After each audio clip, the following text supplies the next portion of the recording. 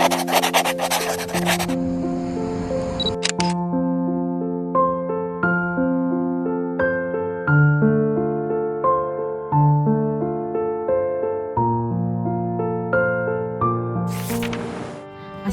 warahmatullahi wabarakatuh. Halo semuanya, apa kabar? Aku harap kalian semua baik-baik aja ya. Perkenalkan, nama aku Ziadatul Wafa, asal dari Jakarta, jurusan farmasi di kampus UAD 3. Di sini aku akan menceritakan kisah aku menjadi anak rantau selama 6 tahun. Berawal dari SD yang dilema apakah aku akan melanjutkan SMP di sekolah negeri atau aku akan melanjutkan sekolah SMP di pesantren. Setelah dilihat-lihat, orang tua aku dan orang-orang sekitar aku mendukung aku untuk masuk pesantren. Setelah memutuskan untuk masuk SMP di pesantren, di saat itulah aku sudah menjadi anak rantau karena pesantren aku berada di Sukabumi. Menurut aku, untuk lulusan SD yang baru masuk SMP, memasuki pesantren di umur segitu itu adalah sesuatu yang sulit dilakukan karena harus jauh dari orang tua.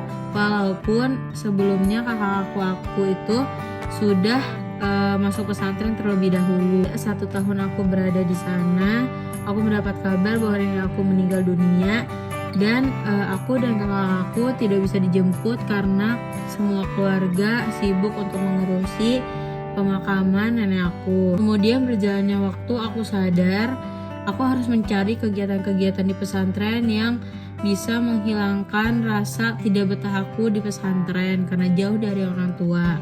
Akhirnya aku memutuskan untuk mengikuti beberapa kegiatan kepanitiaan dan keorganisasian di pesantren.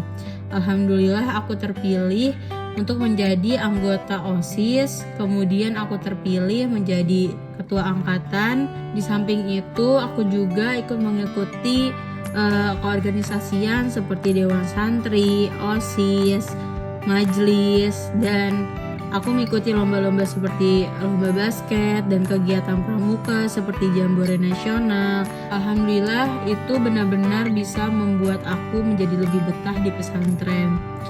Terlebih lagi di pesantren itu banyak acara-acara seperti milad pesantren, sholawat di setiap minggunya. Dan dengan kegiatan-kegiatan itu membuat aku semakin nyaman di pesantren, dan ketika kenaikan kelas 3 SMP aku terpilih dan diamanah untuk menjadi ketua OSIS di periode itu. Menurut aku terpilihnya aku sebagai ketua OSIS itu adalah suatu kebanggaan dan tanggung jawab yang sangat besar yang aku harus lakukan dengan baik dan benar. Pilihnya aku sebagai ketua OSIS itu adalah buah hasil dari pengalaman aku mengikuti kegiatan-kegiatan, lomba-lomba, dan pengalaman aku mengikuti keorganisasian OSIS itu selama 1 tahun ke belakang. Walaupun aku sempat ragu untuk mengikuti organisasi karena menurut aku organisasi takut mengganggu pelajaran aku di pesantren.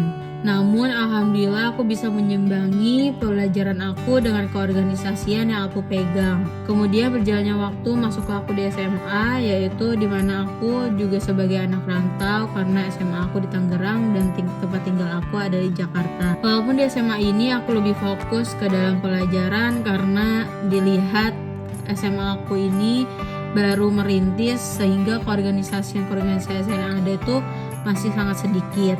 Ketika itu aku mulai bergabung pada organisasi AUSO, di mana organisasi itu bertujuan untuk menggiring para santri untuk tepat waktu turun ke masjid dan lain-lain yang berhubungan dengan menertibkan santri di pesantren. Dengan bergabungnya aku menjadi AUSO, aku menjadi tahu karakter-karakter setiap santri yang ada di pesantren. Mulai santri yang pura-pura sakit, santri yang suka ngumpet di kolong kasur, dan lain-lain. Walaupun hal itu tidak boleh ditiru, namun hal itulah yang sangat berkesan dan paling susah dilupakan. Di SMA aku juga adanya acara muhadharah di mana setiap minggunya para santri diajarkan untuk belajar tampil di depan banyak orang seperti berpidato bahasa Inggris, berpidato bahasa Arab, kemudian drama, dan lain-lain yang berhubungan dengan tampil di depan banyak orang. Di pesantren ini juga adanya hari bahasa di mana para santri Pada hari Rabu dan hari Jumat diwajibkan untuk menggunakan bahasa Arab maupun bahasa Inggris, di mana ketika ditemukan menggunakan bahasa Indonesia maka akan dihukum.